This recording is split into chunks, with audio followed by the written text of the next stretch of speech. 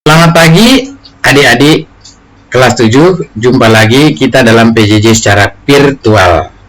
Kali ini Bapak akan membawakan topik Adjust Black dan perpindahan kalor. Adapun tujuan pembelajarannya nanti ada 3. 1. Menjelaskan konsep Adjust Black dengan benar. 2. Menjelaskan beberapa konsep perpindahan kalor dalam kehidupan sehari-hari. 3. Menyelesaikan soal-soal kalor dan Adjust Black dengan rumus. Apa itu Adjust Black? Adjust Black ini bukan adjust hitam ya, tapi Adjust Black ini khusus ini pencampuran dua zat atau lebih. Pencampuran dua zat atau lebih.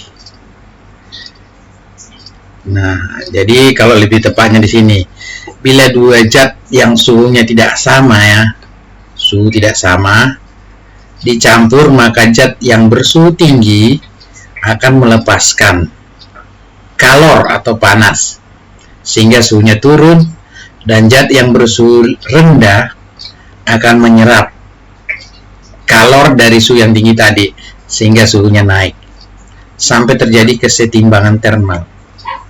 Kesetimbangan termal itu dengan dicapainya suhu akhir campurannya. Contoh di sini ada gambarnya, air panas.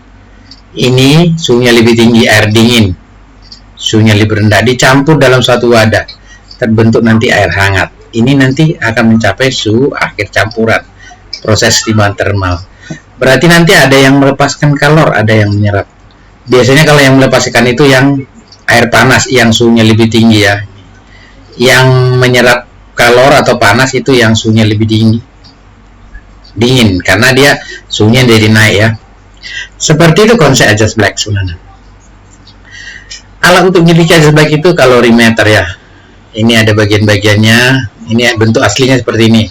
Bagiannya itu nanti ada pengaduk, terus ada termometer yang dipasangkan, terus nanti ada kalorimeter di sini, ada jaket, terus nanti di sini masukkan air. Terus dimasukkan air, terus dimasukkan lagi benda padat yang suhunya lebih panas. Ini suhunya lebih panas. Suhu panas ya. Sehingga nanti tercapai kesetimbangan, tapi diaduk-aduk dulu dia. Dari mana kita tahu suhunya? Dari termometer ini ya. Kita lihat contoh soalnya. Jika dalam gelas berisi 50 gram air bersuhu 20 ya, kemudian dimasukkan air juga ya bersuhu 80 derajat Celcius tapi sebanyak 30 gram. Tentukan suhu campuran air tersebut. Nanti bentuk soal-soal seperti ini. Berarti yang masa pertama itu 50 gram, suhunya 20 ya. Masa kedua 30 tapi suhunya 80, berarti ini suhu tinggi ya. Suhu tinggi.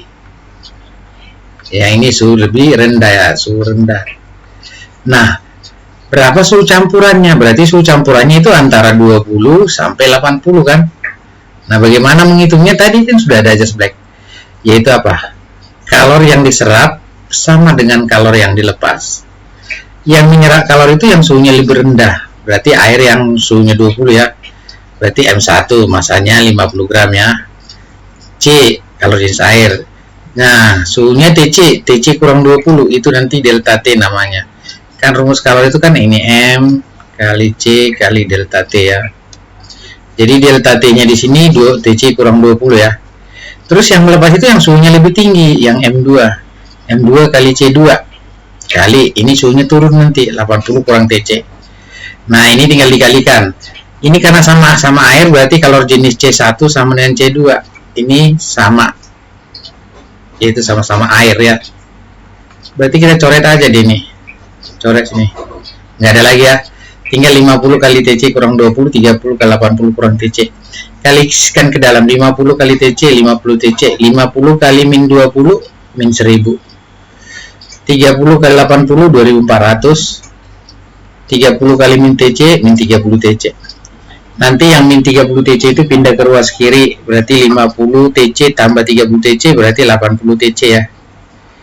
2400 min 1000 pindah ke ruas kanan jadi 2400 tambah 1000. Berarti 3400 ya. Berarti TC 3400 bagi 80, coret nolnya ini, 340 bagi 8, 42,5 derajat Celcius. Seperti itu ya contoh soalnya ya. Satu aja saya buat, nanti ada contoh soalnya seperti itu, latihan soalnya. Konsep perpindahan kalor atau heat transfer. Di sini saya ambil contohnya, ada sebuah air yang direbus, ini air direbus, maka di sini ada 3 terjadi perpindahan kalor. Ada secara konduksi, konveksi, dan radiasi. Sini nanti biasanya ini gagang ini dari logam ya. Apa itu konduksi, konveksi, radiasi? Kita lihat di sini kesimpulannya. Nah, kalau dia konduksi, ini perpindahan kalor atau panas melalui zat perantara, di mana zat perantara tidak ikut berpindah. Contoh, saat kita membakar ini ujung besi di sebelah kiri ini, maka panasnya akan mengalir kemari. Maka yang tangan ini akan merasakan panas ya, panas mengalir ya, mengalir ya. Tapi kan ujung besi yang kiri nggak berpindah ke sana, ke kanan kan? Walaupun kita panaskan, bukan ujung besinya yang pindah, tapi panasnya ya. Itu konduksi. Biasanya konduksi ini terjadi pada zat padat, tapi khusus logam ya. Zat padat contohnya logam, kalau kayu susah sih. Atau isolator. Nah, kalau konveksi itu perpindahan panas melalui aliran, di mana zat perantaranya ikut berpindah. Contoh gerakan naik turunnya air yang sedang mendidih saat direbus. Saat kita merebus air, di sini nanti air yang paling lebih dahulu panas itu air yang di bagian bawah ya. Ini airnya panas. Di sini masih air dingin, airnya agak dingin ya, walaupun nanti lama-lama panas. Nah, air panas itu kan kalau dia udah panas, dia naik ke atas, dia massa jenisnya lebih kecil, jadi lebih ringan, dia naik ke atas, maka nanti kosong di yang bawah itu diisi oleh air yang lebih dingin, jadi airnya mengalir dia, jadi cara aliran namanya. Biasanya konveksi ini juga terjadi pada zat cair ya, zat cair, contoh air ya, atau gas juga boleh. Contoh misalnya, atau gas udara ya. Misalnya kalau kita lihat terjadinya angin laut dan angin darat. Angin darat itu terjadi pada saat malam hari, angin laut pada saat pagi hari, angin darat malam hari ya. Itu karena terjadi, misalnya angin laut terjadi saat pagi hari. Biasanya kan yang pagi hari itu lebih panas daratan dibandingkan lautan, sehingga udara di darat itu panas naik ke atas, maka kekosongannya diisi oleh udara laut.